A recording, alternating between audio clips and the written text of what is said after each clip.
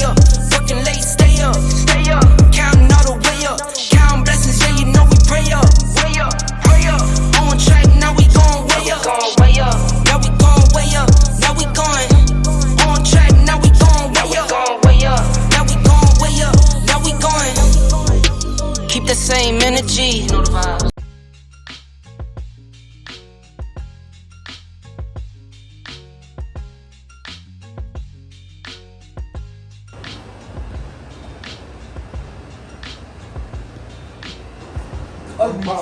Yeah, you know what I'm saying? Because you really got three type of leaders in my eyes. Right. You got the pastor, you got politicians, community leaders. They're leaders. All of them, trust me, a pastor leads the whole church. The church is really the backbone of the movement, believe it or not. Church ain't shit. Church ain't dead. But For everybody, I'm sorry, I don't agree. It's almost like, you know what I mean? Growing up, I'm not getting chased home. We grow up in the projects. I'm gonna take an ass whooping before I let a nigga chase me home. I'm not getting chased home. I'm not running. So it's almost like sometimes in life, you gotta get rid of the fear. You know what I mean? Fuck the fear. And right now, all our people really live in fear, man.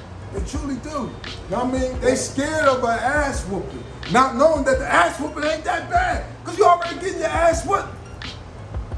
You know what I mean? In a sense. It's when I mentioned I was going to pass, right? Right. The black church only was a symbol of some kind of hope. You know, regardless of who we believe about Christianity and how it was given to us, right? Right. Behind closed doors, there was a lot of secret meetings. There was money being raised to help black businesses. There was a lot of things going on. We don't talk, but we see the black church that now it's kind of ludicrous to see that in predominantly black neighborhoods that's poor, you're building $1 million infrastructures, right? Mm-hmm. And you have all these poor people, and then you're not even disposing of the truth about the lies, right. about the greed, right. And about the racism. You know what I'm saying? Mm-hmm. So for me, how I'm looking at it, and that's why some of the three-part series about talking about it, is the fact that to be able to even talk about leadership, right? We have to first be honest enough to have that conversation like we have. Right. And too many times we have that conversation because you know why? People do think about going to jail. People do think about getting killed. People do think about getting beat up. So for me, I feel like right now, and I took 3-part series now, the black church, black leadership, and black community. I feel like the responsibility now is on the people. See, we see what's going on. And people like you when I have the discussion. Gotta organize, galvanize, and mobilize the people. And not get stuck on it, because every time you look in that mirror, you just should stay in the mirror. Right. You know, because you're running the home, you're running the business, but you can know how to lead. So a lot of times for us as a people, I think we're waiting on that black Messiah. And it's not just certain, and they ain't coming. You waiting on something to save you, they ain't gonna save you, save yourselves, because we all got, it's almost like, hey ladies, how y'all doing? They not here yet. Okay. But truthfully speaking, man, we don't realize the time that we was the natives, our native people, and our people that was captive and brought here. We have been seized, captives, enslaved. And since then, it's been a war. Even after the so-called emancipation and abolished slavery, and then actually they're putting it under the guise of imprisonment under the 13th Amendment, which we know slavery never ended. We've been at war, and what we have failed to do is we failed to understand that this really is a war. You know, it's really a war. People understand that when you look at all the slave revolts, you look at all these black towns that was building and creating their own, they know about the Jim Crow and segregation, what have you. And somewhere down the line, we got caught sleeping. Somewhere down the line, we took things for granted. And I'm gonna be honest with you, we really was exposed to people. We really wanted to integrate. We really wanted to show white people, I'm not like them. Mark led us into a burning building. He woke up early, he woke up later and said, and he led us into a burning building. He already knew. He told us the truth at the end. I done led my people to a burning building. Now, at that moment, yeah, he did. And his name wasn't Martin. His name was Michael. You didn't know that, did you? Did you know that? His name was Michael King, and he changed it to Martin Luther King. His father did when he was a kid. You know what I mean? Because his father changed his name to Martin Luther. You know what I mean? So his name is Michael King.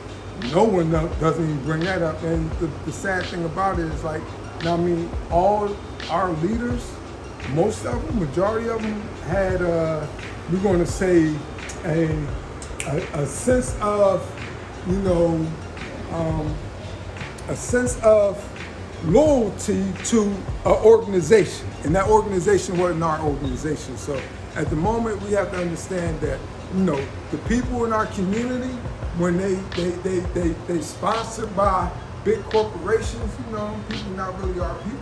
Some people belong to the corporation. And, you know, to follow up on what you said, we really in war. Yeah, we the prisoners of war right now. You know what I mean? That's the thing.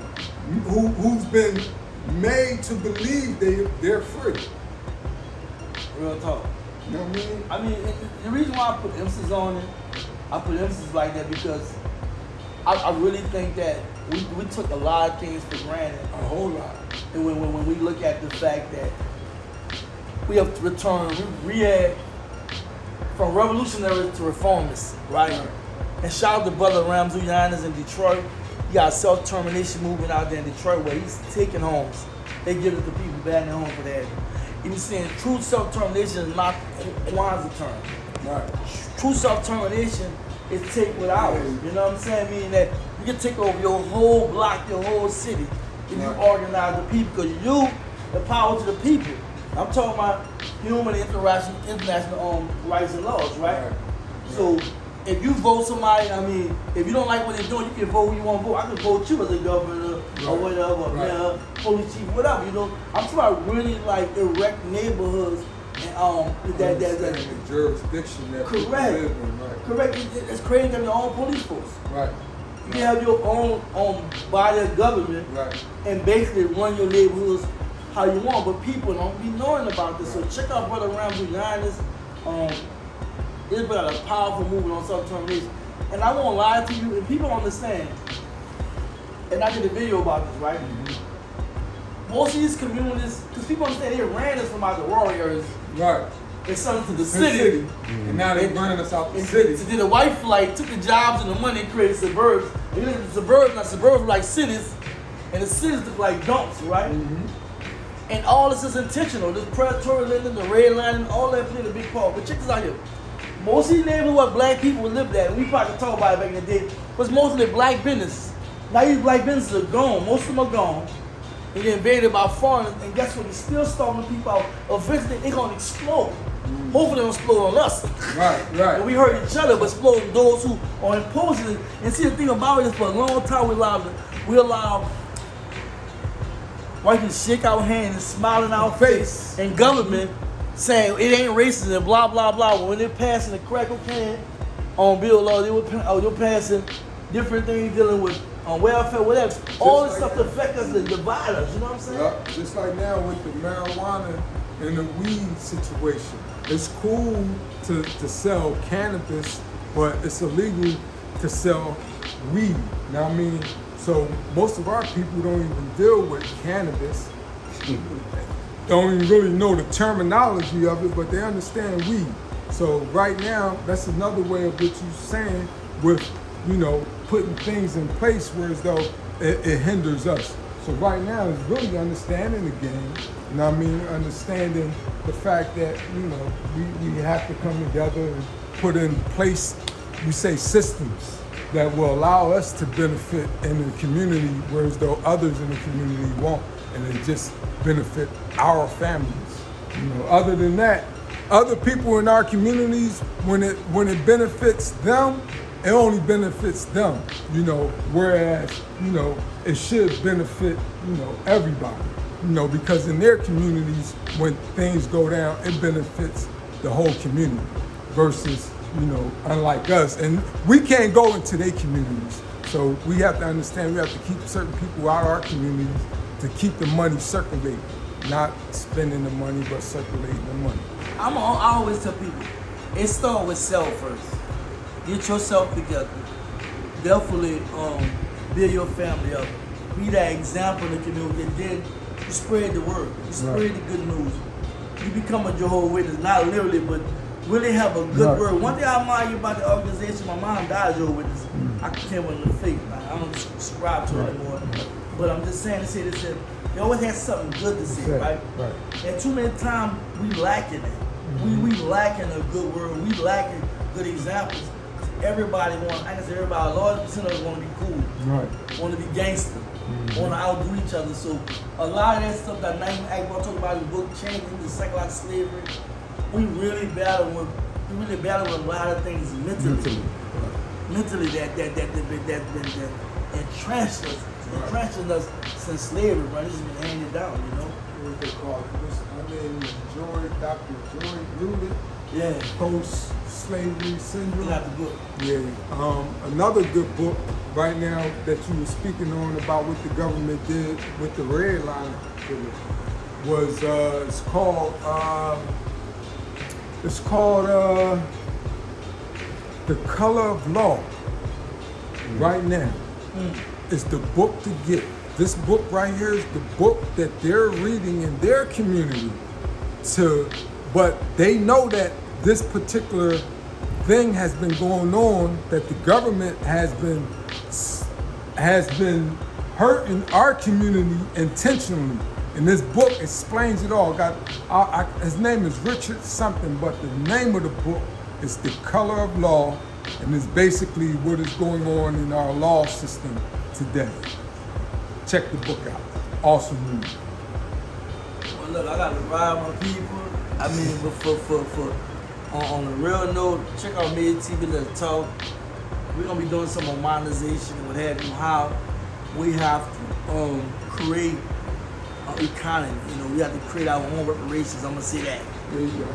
Create our own reparations, and then we have to have a legacy to start leaving something for our kids, their kids, the future generation. I hate to say it, when we talk about we don't have manufacturing, we don't create or make nothing, what have you. That's because of the spirit mindset we have. It didn't oppress society yet. You know what I'm saying? Because there's some great black people out here that have created and did something, but it's overshadowed by a lot of other things that big companies. Yeah, but we definitely gonna be doing a show on that, but we gotta get out, man. Real talk.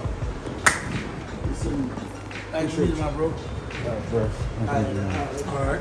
Yeah, this first segment, King's Corner. Come on in. We're about to go to the dance class. We got Mr. Stone in here tonight. We got the stepping class tonight. Greatly appreciate y'all stopping by. King, nice to meet you. Hope you guys get a chance to come check us out here at 1078 Citizens Parkway here in Morrow, Georgia.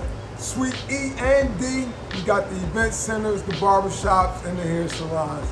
Come on out, let us service you, take care of you, and we love the community. Peace. We got our talents, and we put our talents together.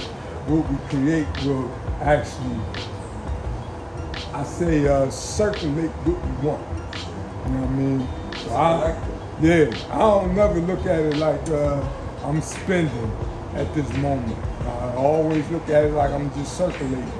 I look at it as I'm circulating, that means it's gonna come back. If I look at it like I'm spending, I ain't never gonna see it. You know what I mean? So at this moment, whatever I'm doing, I'm circulating.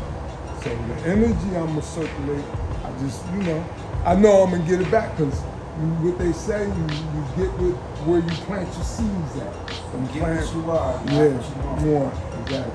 I want to put good seeds out here in some good soil. I took a look at your platform, seen your work. Impressive, bro.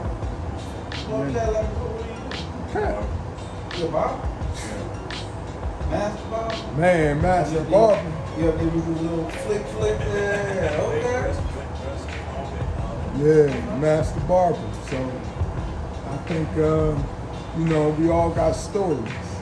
I got a story, you got a story. I think we bring our stories together. I call this the King's Corner. You know what I mean? Right here, I always, I will call the barbershop King Sharper Images. That's what KSI stands for.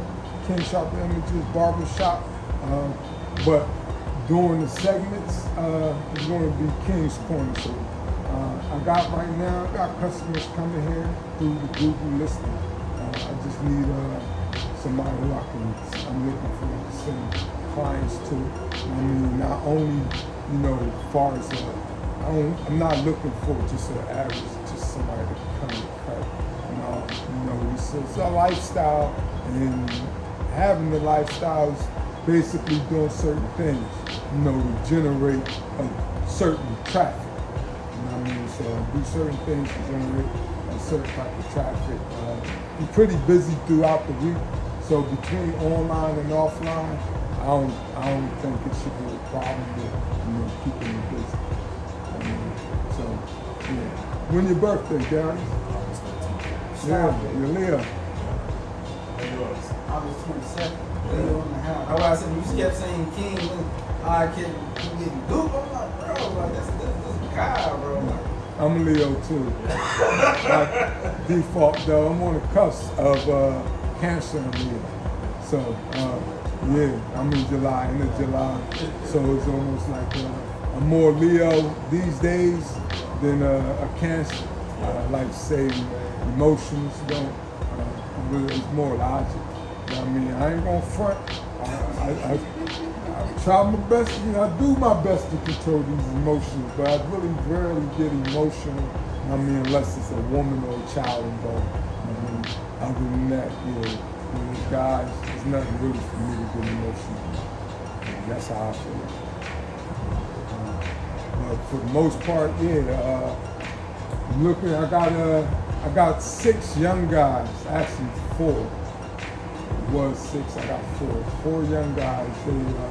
One of them is my son, and the other 3 is his homies. And all of them are pretty much like us, damn near the only child in a sense. Not really the only child, but it's because they was the last, they became the only child. Yeah, they the babies. So it's him and his homies, them the only ones that really would be in here with us. I'm training them as, right now. But other than that, really it just be you and I and these guests that come through here. So I don't know. I got a event space on this side. So on the weekends we do baby showers, birthday parties, and weddings, anniversaries and whatnot. So it'd be on the weekends. It's always something going on here. So the customers they're gonna come through. A lot of time some of them do get cuts. I haven't really stepped out and really forced myself on them about the cuts, but they do step in. I keep the door open and let them peek in and see, and they receptive to it. So just having someone here, because I don't cut on the weekends. Personally, I'm helping out with other stuff here, but for the most part, the people is here. How long have you been not cutting on the weekends? 3-4 years. So how do you make that work for you as far as like that Saturday? I supplemented my Saturday income. That's pretty much really the only way you can do it. You can't do it unless you are able to supplement that income. Because the Saturdays is the busiest day. And it's the busiest because you're being convenient to the clients. We really want those days, but we can't take those days. Actually, you're not able to take your Saturdays away until you supplement that income, or you built your clientele strong enough to whereas they do whatever the F you say. And this is the day I come in, and it's the only day you can see me. You can't see me. You miss me, you ain't gonna see me. Yeah, and that's pretty much, what I learned that I can share with most I get into the psychology of the barber because I literally found something where as though men I don't sell cuts, I sell confidence, and I'll package it a certain way to hey, that was so fly. You gotta say that again, man. Say that again. How packaging. Yeah. Well, yeah. So, you know, the psychology of all men when they come to us, they coming to us for one thing: look good for this woman. You know what I mean? They really don't want to give you the money because if they can do it themselves, they do it themselves. You know what I mean? That's the honest to God truth. All black men, we got something in us where it's go. I can see it done, nigga, I can do it. That's just how we think, most of us. You know what I mean? All I need to see is one time. If I can see it done one time, I don't need you no more. You know what I mean? That's the God in us. You know what I mean? That's really what it is. It's the God in us being really self-sufficient if you really think that way. Because most entrepreneurs think that way. You have to think that way as an entrepreneur, because if not, you're paying for everything. And you know, we handy. So being handy, I understand. I'm a manager, a technician, and you know, sometimes they say they work. Right now, I understand that the psychology behind it is you're selling confidence, you ain't selling haircuts. And when you come to me, I know for a fact I'm going to take you from a zero to a hero. Being as though, I mean, I'll practice. And what we're really doing, once again, I'm going to not just psychology, but spirituality. We're transferring energy. Now, I mean, I'm giving you my energy. You ain't coming here like this. Now, I mean, no. You're leaving out like this because I just enhance you mentally, physically, and emotionally. So when you said transferring energy, like when you're transferring your energy, what do you do about those people that come in and they're transferring their energy? I don't take them. All money ain't good money. Yeah, I don't let just any energy come into my space. We're the pastors. You know what I mean? Real rap. They not pastors. They sorcerers. You know what I mean? It's a difference.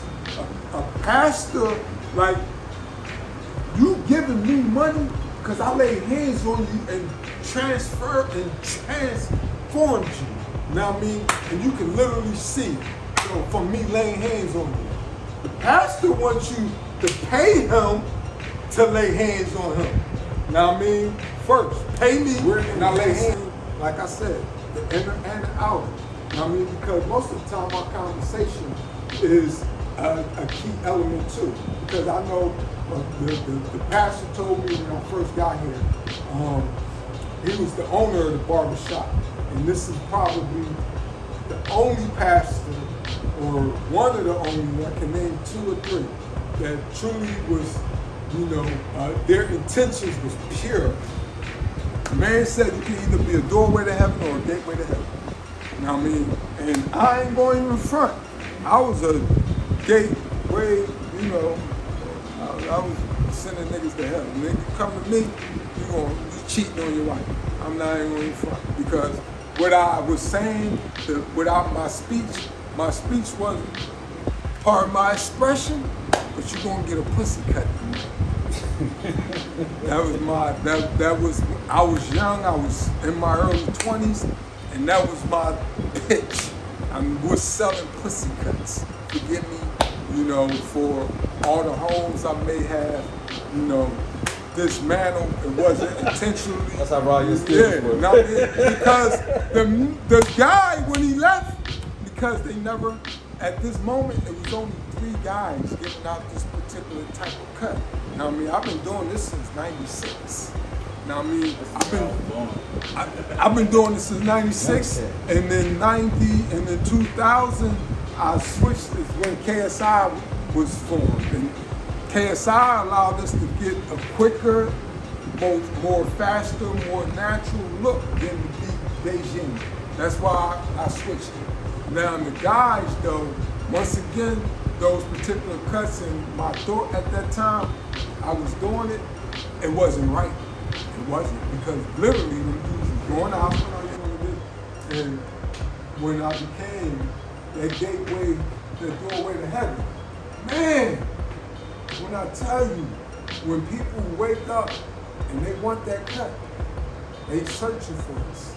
I mean, all we gotta do is just be available. That's one thing about us. All we gotta do is just be available. As long as I was available, I ain't never had to chase money. The moment I became unavailable was the moment I had to chase money. So right now, I just want to share some information. Want to get some money, and I want to continue building this barber brand that we got. I mean, it's all going to be, Darius, my man, you ready for the limelight? Look, not even there. Look, you know what I mean. So it's our look. It's time for us to, gain a position in, this particular grooming industry. And in this grooming industry, yeah, we have to deliver ourselves in a certain way to entertain the people. So are you ready to entertain, Darius? To back that up, we ain't who we think we are. We only need two things: salespeople and marketers. Mm-hmm. That's it. Nothing else. It's how we present. So, barbers, we really ain't gotta sell ourselves. All we gotta do is demonstrate. That's how. That's even better. Man, you know what I'm saying? We do a demonstration. Man, I'm talking about, I don't have to say a word. Never had. I pick up my clippers. I go in the middle of anywhere. Them things first. What I did to put the product out. I went and got in a crowd of people everywhere with just my clippers. And I just pick anybody out. And once I began cutting, got anybody next? Got anybody next? No lie, like that's. This is somebody walking through the shop. Man. Going through the shop. Oh, hey, Man. yo, my man. Man. You got anybody out waiting on you? I see, and I was doing it like public places. I'll go in public places and just grab a chair, and I'm setting up. You can't say nothing to me because all I'm doing is using electricity. You know what I mean? And these outlets is here for that. So anywhere in public places, I ain't gonna front. I killed the game with that dude. No lie. Man, hungry. Hungry ain't the word. Man, I was hungry. I would fly anywhere. And as long as I had an outlet to set up, I'm setting up. Nightclubs, bars, anywhere, dog. I'm serious. No lie. And man, I ain't gonna front. It got me the money at that moment, but the ugliest feelings came from the closest people to me. That shit was the most painful out of everything I can say. Because from everybody on the outside, they love me. But the closest people to me, I don't know. I'm not. I just say I ain't like the feeling I received from my so-called loved ones. I can relate to that. Yo. I started out at Diamond Cuts with this one barber. We started out, we wasn't working, we barely cutting hair. Right. We were twiddling our thumbs on there. We started coming around to it, watching each other grow and gain clientele. And it got to a point where I was hearing stuff that he was saying about me while I wasn't there from other barbers. And I said, dang, we started together. What's how you feel about me? Right. Yeah, yo, I'm trying to tell you, Judas is real, dog. You know what I mean? So what I learned because I experienced Judas. Judas was my right hand. Toward this nigga came out of jail. Toward this nigga that couldn't go to nobody. Gave him a place to stay. Gave him a job. Gave him everything. Niggas love your spot, but they don't even understand. You know what I mean? That your spot is your spot. God gave you this spot. Can't nobody take our spots. You know what I mean? Even if you decide to give it up, nigga, it's still my spot when I decide to take it back. It's God's law. You know what I mean? He lent it to you, but he gave it to me. You know what I mean? And that's what we gotta understand is the favor that we possess. Now, I mean, cause I ain't gonna front. I'm telling you because I'm telling myself. Now, I mean, I possess a lot of favor, and I know it. And the closest ones around me want me to believe that I don't. Now, I mean, the closest ones around me really don't even sense. That's crazy. They always want to have their hands up. Now, I mean, so we got to learn to understand that, you know, all we doing is giving energy every day. And I want to receive the best energy from the best place. So this not where I think it's coming from, but I'm going to go where it's coming from. You know what I mean? That's all it is. Our currency is our energy. You know what I mean? And currency is, the real currency is our energy. The currency that they call dollar bills, not even real currency. You know what I mean? So that's what we got to understand, that by what we do, energy-wise, is money. And that's plain and simple. Where we put and spend our energy is where we value the shit the most. You know what I mean? And at this moment, you gotta understand, it's that same value coming back to you that I'm giving out. And if it's not, it's time for me to switch some stuff up. You know what I mean? And sometimes, you know, ego will kick in. And you could be